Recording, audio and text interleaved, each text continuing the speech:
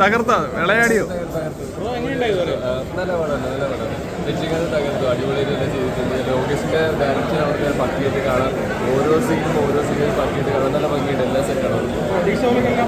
ഈ സെക്കൻഡ് ഹാഫിൽ പ്രതീക്ഷിക്കാം നമുക്ക്. ഇതുവരെ ഓക്കെയാണ്, ഇനി അങ്ങോട്ടേക്കുള്ളതിലാണ് നമ്മൾ നോക്കേണ്ടത്. സൗബിൻ വിഷയമാട്ടോ. സൗബിന്റെ ആക്ടിങ് പറയുന്നത് മലയാളത്തിൽ മാത്രമല്ല ഇവിടെ ആയാലും നല്ല അടിപൊളിയായിട്ട് പുള്ളി കാണിച്ചിട്ടുണ്ട്. നല്ല രസമായിട്ട് ഫസ്റ്റ് തൊട്ടിട്ട് ലാസ്റ്റ് വരെ പറ്റിയായിട്ട് ചെയ്തിട്ടുണ്ട്. ഫസ്റ്റ് ഹാഫ് എങ്ങനെ ഉണ്ടായിരുന്നു? ലോകേഷ് പറഞ്ഞ ഒരു പഞ്ചുണ്ടോ പടത്തിന്?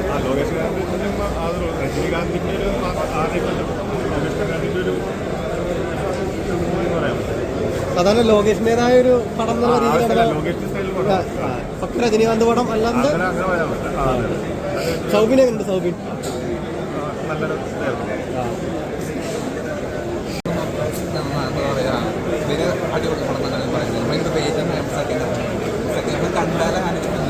സൗബിനുണ്ട്. സൗബിൻ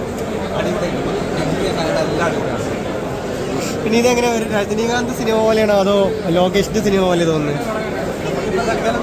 പറയാൻ പറ്റുള്ളൂ. തൊട്ട് മുമ്പ് ഒരു രജനി പടം മൈലിലോട്ട് കയറി, അതുവരെ ലോകേഷ് പടം തന്നെ. ആ ഒരു മീറ്റർ പിടിക്കാൻ പറ്റുന്നുണ്ടോ? മാസ് മീറ്റർ പിടിക്കാൻ പറ്റുന്നുണ്ടോ?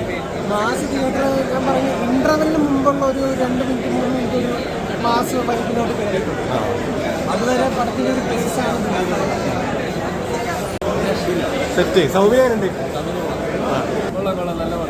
തകർത്ത വിളയാടിയോ? നല്ല പടം നല്ല പടം.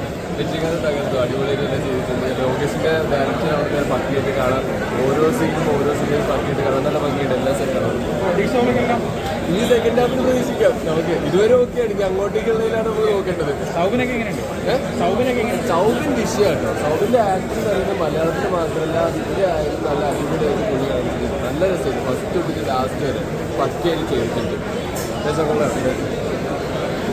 ഫസ്റ്റ് ഹാഫ് എങ്ങനെയുണ്ടായിരുന്നു ചേട്ടാ? ഫസ്റ്റ് ഹാഫ് എങ്ങനെയുണ്ടായിരുന്നു ചേട്ടാ? First half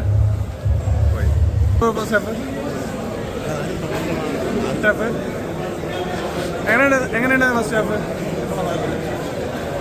first half? എങ്ങനെയുണ്ടായിരുന്നു ഫസ്റ്റ് ഹാഫ്?